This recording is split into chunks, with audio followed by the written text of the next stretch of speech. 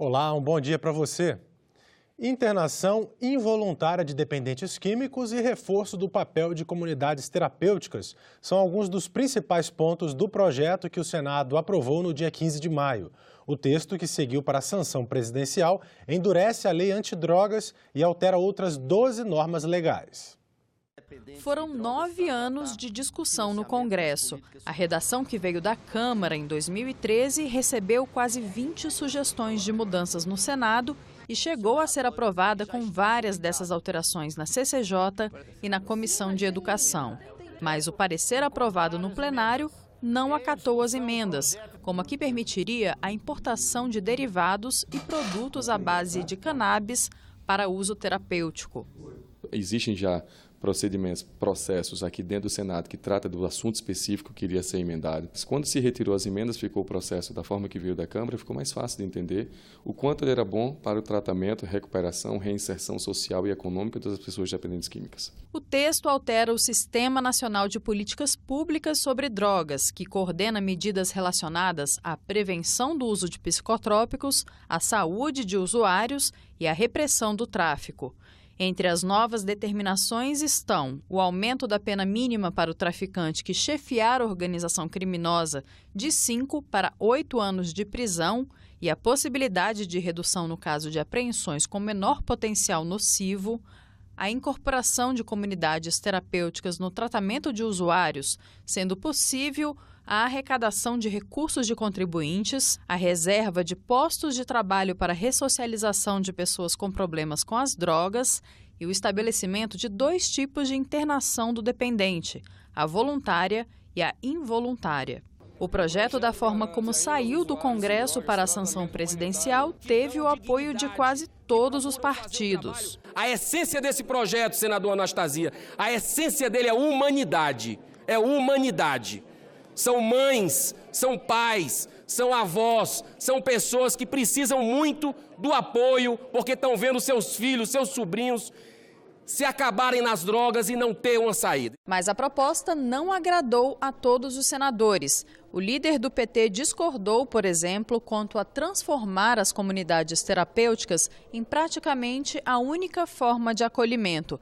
Segundo ele, foi ignorado o papel que a rede de atenção psicossocial exerce no enfrentamento ao problema da dependência química. O senador também apontou outras divergências. Aqui só se prevê uma abordagem, uma estratégia, que é a da busca da abstinência.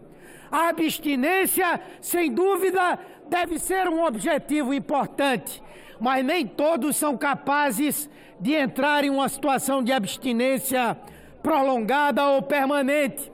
Quando ele não trata de estabelecer uma diferenciação entre usuário e traficante, ele vai continuar permitindo que o pequeno usuário ou que o avião vá para dentro da penitenciária e passe a ser soldado do crime organizado. O relator respondeu às críticas. Na minha visão e no convencimento dos outros senadores, não seria isso que distinguiria quem é traficante e quem não é.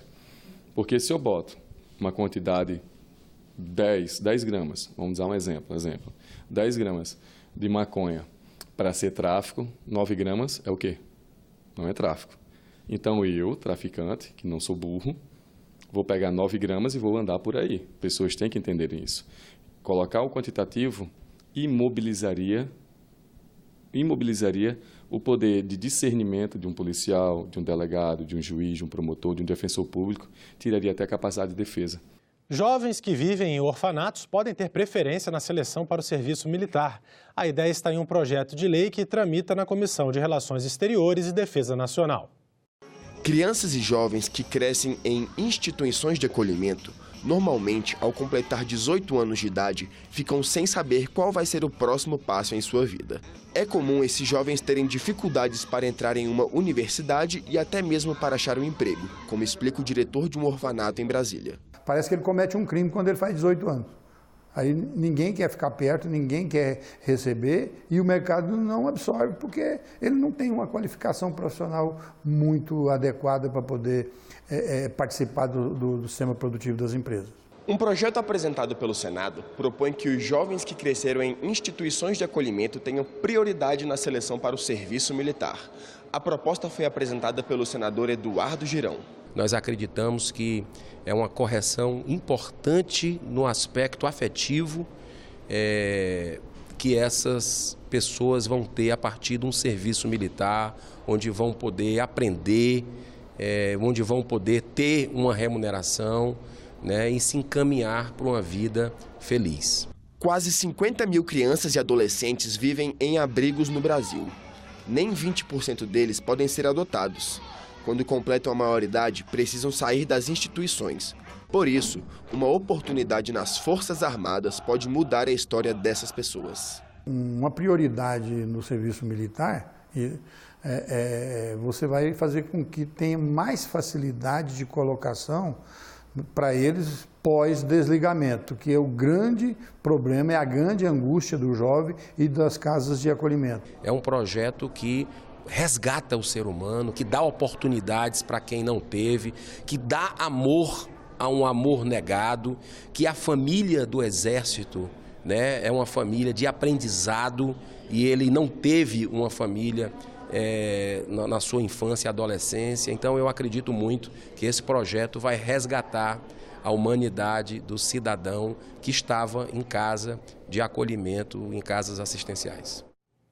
As comissões permanentes do Senado têm na pauta desta semana a recriação do programa Ciências Sem Fronteiras e debates sobre o Fundo de Manutenção e Desenvolvimento da Educação Básica e de Valorização dos Profissionais da Educação, o Fundeb, além da preservação ambiental em Bonito.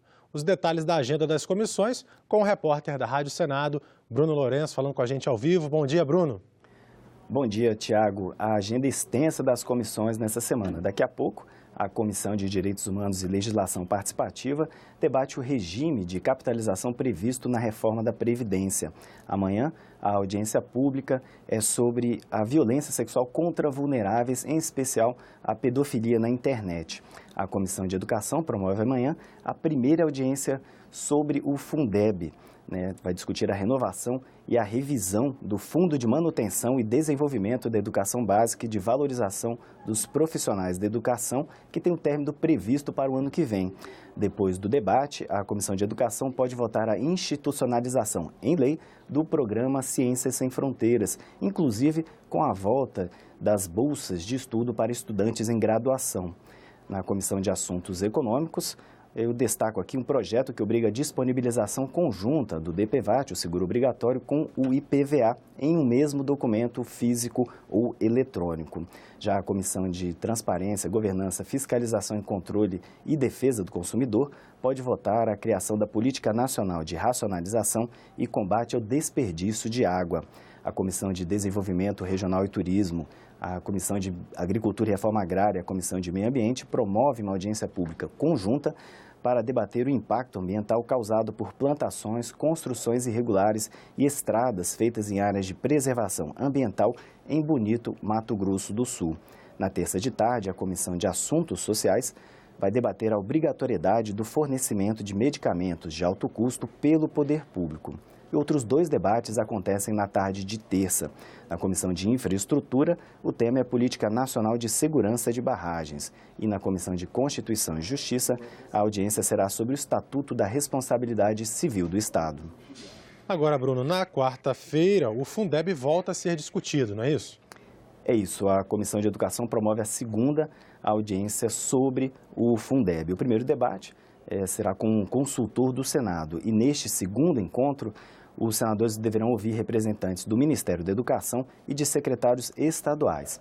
Já a Comissão de Direitos Humanos e Legislação Participativa volta a se reunir para debater a justiça restaurativa. A Comissão de Ciência e Tecnologia tem um debate sobre as perspectivas para o programa Minha Casa Minha Vida. Na Comissão de Desenvolvimento Regional e Turismo, a audiência pública é sobre o projeto de lei que altera os limites do Parque Nacional dos Lençóis Maranhenses. Na Comissão de Agricultura e Reforma Agrária, pode votar um projeto que isenta do imposto sobre produtos industrializados os insumos utilizados na produção de leite e ainda debater as demandas dos produtores rurais para o Plano Safra 2019-2020. A Comissão de Assuntos Sociais tem na pauta um projeto que dá benefícios tributários para quem possui dependentes com doenças raras. Na CCJ, um dos itens aqui da pauta é a formalização do Colégio de Líderes do Senado e também projeto que aumenta a punição para o transporte pirata de passageiros. A Comissão de Meio Ambiente, ela tem na pauta um projeto que obriga as novas construções a preverem sistemas de captação de água da chuva ou de reaproveitamento da água. E a Comissão Senado do Futuro tem uma audiência pública sobre o orçamento impositivo. Agora, para finalizar a agenda, nós temos também a CDH com uma votação na quinta-feira. Um dos itens da pauta diz que os censos demográficos deverão reunir informações específicas sobre autismo. Tiago. Obrigado, Bruno, pelas informações. Hanseníase, autismo, população de rua, presidiários, mal de Alzheimer, brasileiros colocados à margem da sociedade são foco do programa Inclusão na TV Senado, que está completando 15 anos. Nesse tempo, o programa ganhou o reconhecimento da sociedade, a parceria de organizações e diversos prêmios jornalísticos. E a cada edição, o Inclusão se reinventa para continuar reduzindo preconceitos e estimulando iniciativas que resultem no bem-estar comum.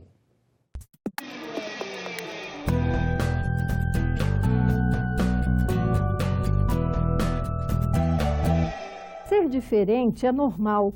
O difícil é saber respeitar as diferenças individuais. O Inclusão mostra a dura realidade de brasileiros que estão excluídos do mercado de trabalho e até do convívio social. O programa Inclusão é uma iniciativa minha. Eu dava aula para alunos cegos, dava aula no sentido de ler livros para eles e ajudá-los a decorar textos para fazer concurso. E aí me inspiraram para que eu fizesse um programa sobre cegos. A partir daí, eu vi que não tinha só cego no Brasil, que tinha síndrome de Down, que tinha autista, pessoas com deficiência e um bando de gente que as TVs não mostravam, né? O primeiro programa, produzido em 2004, tratou de um tema delicado, a síndrome de Down. É preciso barrar o preconceito para que tenhamos, de fato, uma sociedade mais justa. Uma sociedade inclusiva. Nunca escondi de ninguém e não esconda seus filhos especiais. O programa Inclusão olha para a sociedade no seu todo e traz os excluídos, aqueles que são mais vulneráveis, aqueles que não são ouvidos, para fazer o contraditório. Outro tema tabu discutido mais de uma vez no programa foi a hanseníase, ou lepra. Por sensibilizar a população com o assunto, as reportagens ganharam o prêmio Clara de Assis de televisão da CNBB, o prêmio Alexandre Adler de jornalismo e, em 2010, um dos prêmios mais disputados pela imprensa brasileira, o prêmio Vladimir Herzog.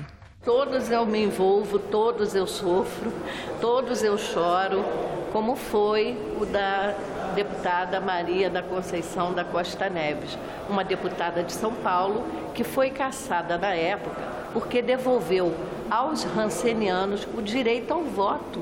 Então ela foi cassada e esse programa mostra que as mulheres, naquele leprosário, existiam 1.500 mulheres e um vaso sanitário para elas fazerem as necessidades. Então, mostrei coisas horríveis que ninguém imaginava ver, né? Então, isso choca, mas também faz com que a pessoa acorde, né, e tente fazer alguma coisa pelo outro. A iniciativa está bem de acordo com o que a gente pensa que deva acontecer no Brasil, muito de acordo com os ODS, os Objetivos de Desenvolvimento Sustentável da ONU, que diz ninguém deve ficar para trás. O programa recebeu o prêmio Clara de Assis também em outra ocasião, quando tratou da dura realidade dos moradores de rua.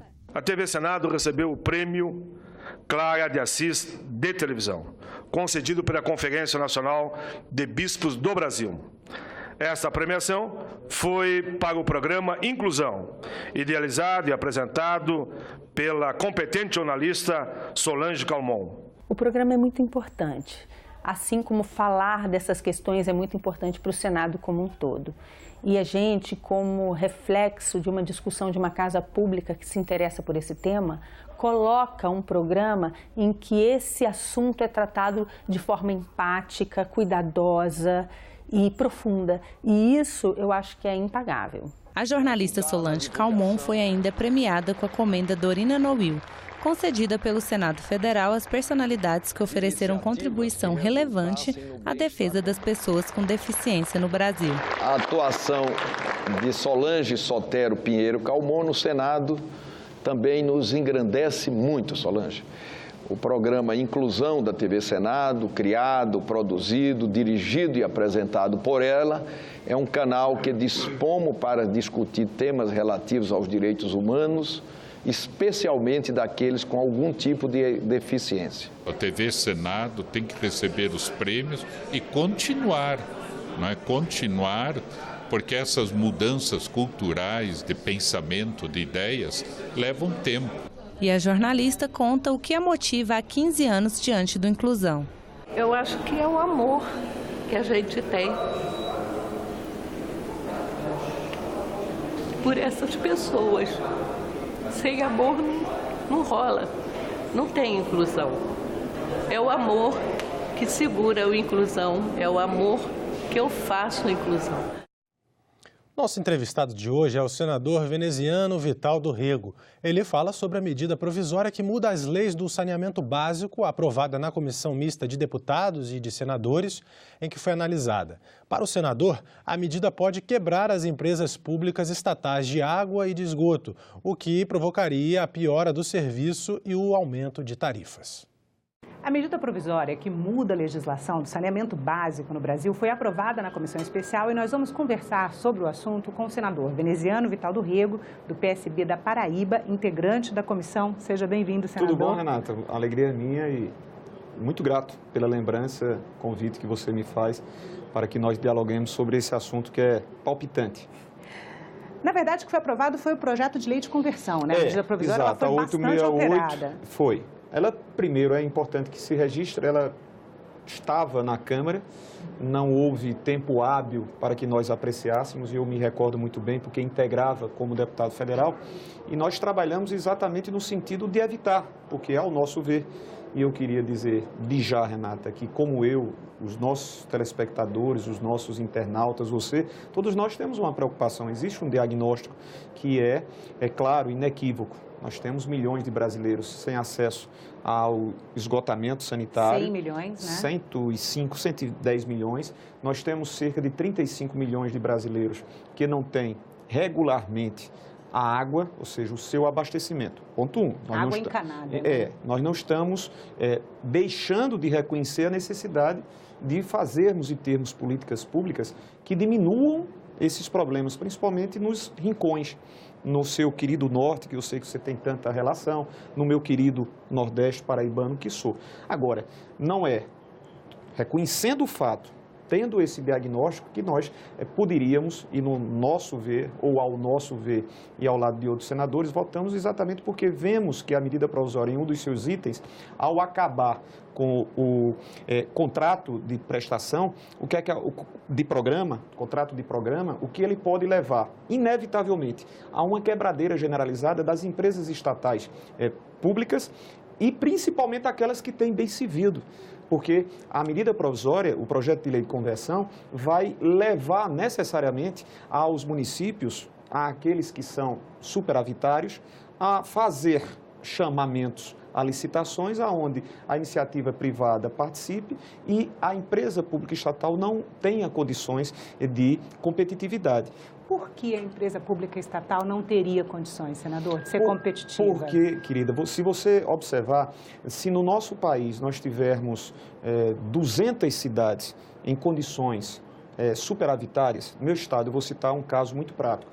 Nós temos 223 municípios na Paraíba. Apenas 2 municípios, a nossa capital e a minha terra, Campina Grande, são superavitárias. As demais outras cidades, elas têm os serviços de esgotamento em alguns casos, em outros casos percentualmente incompleto, serviço de abastecimento por parte da nossa empresa, que se chama Cagepa.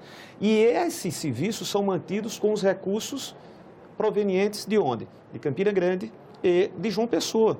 No momento em que é dado aos municípios o reconhecimento à titularidade, o que eu cobrava, eu e os demais outros senadores, de que também há essa titularidade, o município dissesse, olha, eu posso, se assim houver condições, fazer a prestação direta. Eu posso fazer uma licitação, chamando a quem interessado venha a demonstrar o seu desejo, ou posso fazer um contrato de programa junto à empresa estatal. Esse contrato ele é específico para a empresa estatal, esse contrato de programa. Exatamente. É um contrato que o município opta por fazer o contrato diretamente com a empresa estatal sem licitação. É porque é previsto por lei a dispensa de licitação. Né? Agora, o que nós estávamos querendo... E a medida provisória, ela impede que esses contratos sejam renovados. Você tem um prazo, há aqueles que estão em vigência, eles vão ser respeitados, mas a partir do momento em que houver, se expire o prazo de vigência, você não mais terá essa modalidade. Ou seja, a proposta, com todo o respeito, o carinho e a consideração que eu tenho pelo senador Tasso Gereissati, ele exclui essa modalidade. Então, ou você vai ter um município que fará a prestação de forma direta, e são pouquíssimos no país, eu acho que não chegamos a 50, ou vai ter que fazer um chamamento através de licitação, aonde as empresas se interessarão. A pergunta que eu te faço, a pergunta que eu faço a você, meu amigo telespectador, quais serão as empresas que se interessarão por municípios que não sejam superavitários? É o que se disse, é o filé. Todo mundo se interessará por aqueles municípios que são superavitários, deixando àqueles outros sob a responsabilidade das empresas que quebrarão, porque terão que recorrer aos tesouros estaduais. Senador, mas essa era a proposta original da medida provisória, né? Foram 501 emendas apresentadas, das quais o relator acatou mais de 90, né? E ele passou a tratar o conceito de regionalização no projeto de lei de conversão. Não atende essa expectativa? Não atende, porque essa foi a defesa que o senador me fez para tentar convencer-me. No momento que ele diz, olha, veneziano, quem se interessar por uma cidade que seja atrativa, sob o ponto de vista lucrativo, terá que também interessar-se por outras regiões compostas por alguns municípios onde não há essa atração. O osso, né? O osso, vamos assim, didaticamente. É porque foi uma imagem que foi usada várias vezes em todas as audiências públicas, o filé e o né? osso. Só que, se você, cidade X, disser, não, eu não concordo, eu não vou para essa licitação com o bloco de municípios, simplesmente você que tem a titularidade pode evitar esse procedimento. Então, não é a exigência que se imagina ter que, de fato, haverá. Então, o município ele só se permitirá se as condições para um processo de presença de investidores privados se der, e a gente até pode entender, ou entendemos, mas os demais outros. Então, nós vamos ter aumento de tarifas, inevitavelmente, para municípios e populações mais humildes. Nós vamos ter...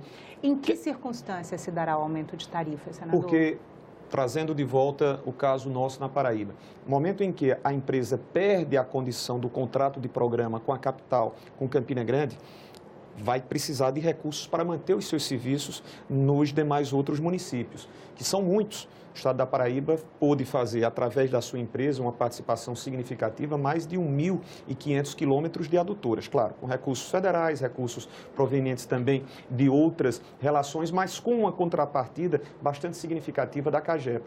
Então, no momento em que a empresa deixa de receber daquelas que são superavitárias e tem que manter a qualidade dos serviços, ela vai ter um déficit. Esse déficit, por algum momento, vai ser bancado por ela própria e depois vai ter que ser cobrado a quem? Ao seu mantenedor, que é o Estado. O senhor acredita que esse modelo faz com que o sistema de saneamento seja financiado por tarifa?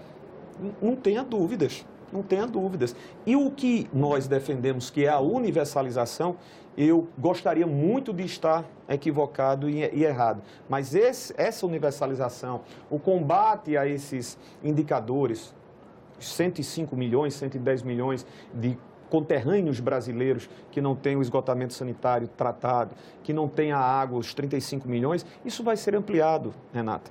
Eu não tenho dúvidas disso. As outras mudanças são interessantes, você criar uma condição da Agência Nacional d'Águas melhor para funcionar, para trabalhar, até mesmo, penso eu, de forma inconstitucional, fazer regramentos, e isso é um ponto outro que a gente poderia discutir em determinados instantes que não hoje, porque o mérito, o ponto nevrálgico, central é exatamente o risco que nós corremos de ver as empresas públicas estatais desmanteladas.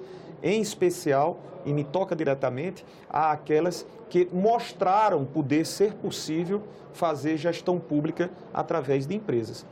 Senador, o marco legal atual, ele é de 2007. Foram 12 anos. Sim. Quando o ministro veio na audiência, o ministro do Desenvolvimento Regional veio na audiência pública, ele mostrou os mapas da evolução nesses 12 anos.